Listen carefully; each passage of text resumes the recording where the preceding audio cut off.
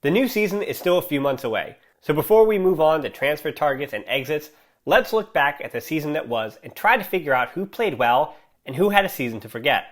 We already ran through the defense and saw some grades that were less than stellar, and honestly, the midfield isn't much different. We saw some good surprises, we saw some disappointing usages of certain players, yeah, you know where I'm going with that, but I came out reviewing the midfield largely positive. And a final reminder that this is just about this past season. It isn't about anyone's future of the club, not talking about who needs to leave, even if the comments are full of where players need to be playing next year and who doesn't belong at the club anymore. A reminder too that this is done on the American grading system, because that was easier for me. Let's start with Sergio Busquets. It was a bounce back year for one of Barca's captains, full stop. It may have been too many, but Barcelona's legendary pivot played 71% of available minutes, once again making himself completely irreplaceable.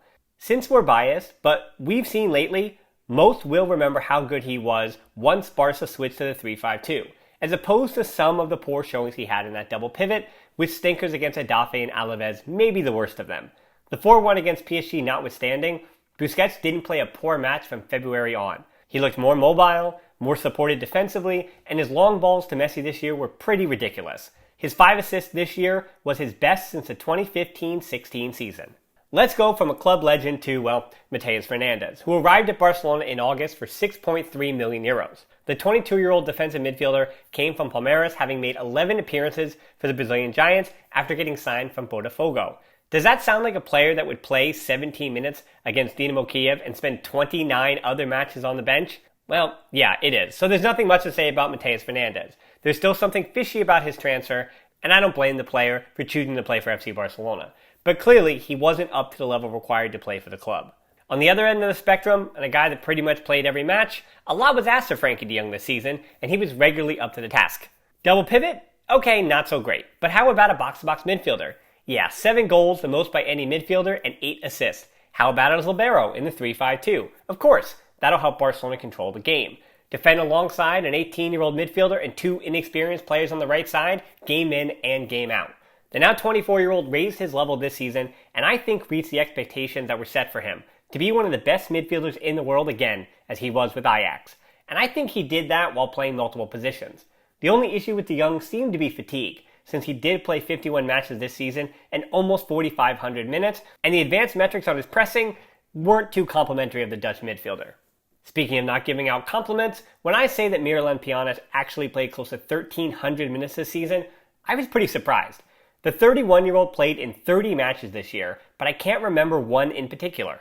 The 4-0 against Dinamo Kiev and the 3-0 against Real Valladolid were his best matches of the season. But that's not a high barometer for a midfielder of his pedigree. This is where I just put my hands up. His swap for R2 was eyebrow-raising when it happened, wondering if it was financial instead of football-related, and it was a shame that he couldn't break in either the double pivot 4-2-3-1 or the 3-5-2. He never looked comfortable at the Camp Nou. And on the topic of players with a puzzling lack of minutes, Riqui Puig played 24 matches, though he played just 581 total minutes. After reportedly refusing a loan move, he found himself on the bench for most of the first half of the season, finally getting his first start of the year against Rayo Vallecano in the Copa del Rey. Even with his limited minutes, there were still some highlights. He scored his first team goal, a header against Elche, and Barca don't come back against Granada and win that game 5-3 without the injection of Puig's 14 very important minutes.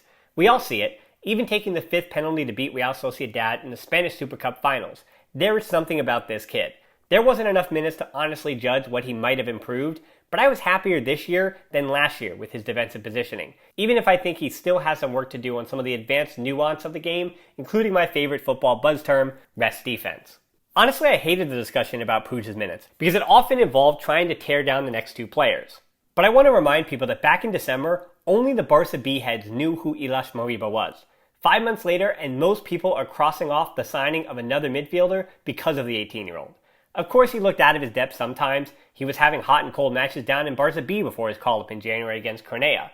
But aside from his one mistake against Alaves in his first Liga appearance ever, he was nothing short of reliable this season. And he did have an assist in that 5-1 against Alaves, by the way. He was in the top 10 percentile in aerial duels won in La Liga, and all the things that he has issues with, defensive positioning, timing of runs, finishing, are all things that can be improved.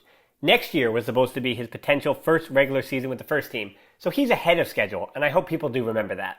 And speaking of ahead of schedule, Pedri played 52 matches this season, the second youngest player to play 50 matches for Barcelona, just behind Bojan Krkic. He scored 4 goals and added 6 assists, and improved defensively as the year went on. He showed us skill moves and formed a partnership with Messi that was at its best in the 3-2 win against Athletic Club in January in league action. The biggest criticism of the teenager is that he failed to make a real impact on games, particularly the important games. But how was that different than some of the more experienced players? Getting to sit out against Eibar to end the season is pretty telling to why he may have slowed down in the second half of the season. He played 3,500 minutes as an 18-year-old for one of the biggest clubs in the world. He exceeded all expectations Culés had for him last August.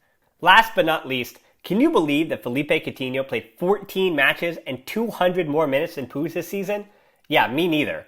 I had high hopes that playing basically as a 10 in a 4-2-3-1 would be great for the Brazilian. It's the same spot where he revived his career at Bayern just months prior, but once again, it didn't work out for Coutinho in Catalonia. He did start the season with some good performances against Villarreal and Celta de Vigo, but less than stellar showings against Real Madrid, Atleti, and Cadiz better represent what was a frustrating season for him prior to getting injured. To make matters worse, one has to wonder if Barca were able to switch to that 3-5-2 with more recklessness because there was no worry about how to fit Griezmann, Messi, and Coutinho all in the same lineup. A challenge that 2 years of managers hasn't been able to figure out yet. So that does it for the midfielders, and I thought I was pretty fair with those grades, but be sure to give your feedback in the comments below. I do want to add the caveat that Barcelona did win the Copa del Rey and finished third in the table, so I wasn't really going to be handing out poor grades or the kind of grades that require a note from your parents. So now with defense and midfielders down, that just leaves the forwards. But until then, Forza Barca.